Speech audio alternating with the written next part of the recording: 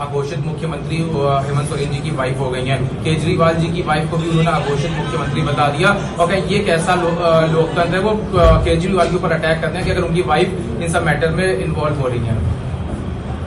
लोकतंत्र में सवाल ये है कि आप झूठे मुकदमे लगा रहे हैं। चंदा वसूली के लिए आपने ईडी सीबीआई इनकम टैक्स को आगे किया, बड़ी बड़ी कंपनियों से आपने पैसा वसूला है। इस मुद्दे पर बहस न हो, इसलिए जानबूझ करके इस तरह के सवाल भारतीय जनता पार्टी उठाती है और अपने मीडिया सहयोगियों के माध्यम से उसको प्रोपोगेट कराती है। सवाल यह है कि लोकतंत्र में क्या आप झूठे मुकदमे लगा करके किसी भी मुख्यमंत्री पद पर बैठे इंसान को जेल भेज देंगे? आप कैबिनेट के डिसीजन को आप नहीं मानेंगे? अगर आज आप कैबिनेट के डिसीजन को नहीं मान रहे, कल आपके भी कैबिनेट डिसीजन को कोई नहीं मानेगा। और फिर आज अगर मुख्यमंत्री जेल जा रहे हैं तो कोई मुख्यमंत्री क्यों बनना चाहेगा? वो तो एसओ बनना चाहेगा, नौकरी पाएगा, एसओ की अच्छी नौकरी है कि हमें मुख्यमंत्री जेल भेजने को मिल जाएंगे।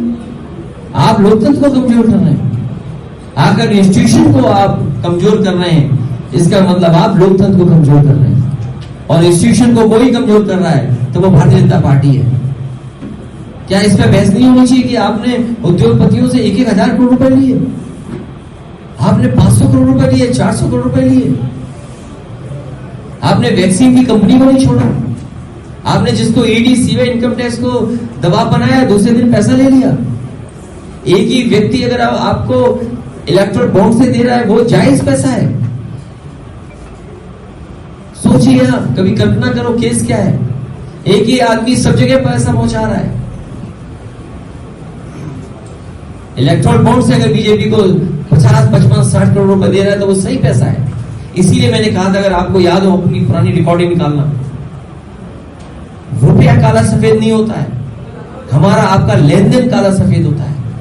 बीजेपी के लोगों ने कहा रुपया काला सफेद है, और आज सुप्रीम कोर्ट या कोर्ट की एक जज ने कहा कि सबसे बड़ा स्कैंडल अगर कुछ कोई हुआ है तो वो नोटबंदी हुई है, जिसमें काले धन को व्हाइट मनी कर दिया गया। और यही बात तो हम लोग कहते थे, याद कीजिए, कि दुनिया का सबसे बड़ा भ्रष्टाचार अगर कुछ हुआ है तो वो नोटबंदी हुई है। तो ये नोटबंदी जैसी बातों को छिपाने के लिए, जीएसटी से जो उत्पीड़न उसको छिपाने के लिए, अपनी नाकामी छिपाने के लिए, नौकरी रोजगार नहीं दे पा रही सरकार उसको छिपाने के लिए मुख्यमंत्री को जेल भेजना और अपने सहयोगी मीडिया के माध्यम से इस तरह की बातों को पूछना और प्रोपोगेट करना। आज सवाल उत्तर प्रदेश में माफिया का है कि नहीं है, लेकिन उससे बड़ा सवाल है कि इस उत्तर प्रदेश की हर परीक्षा लीक हुई है, नौजवानों के भविष्य से खिलवाड़ हुई है।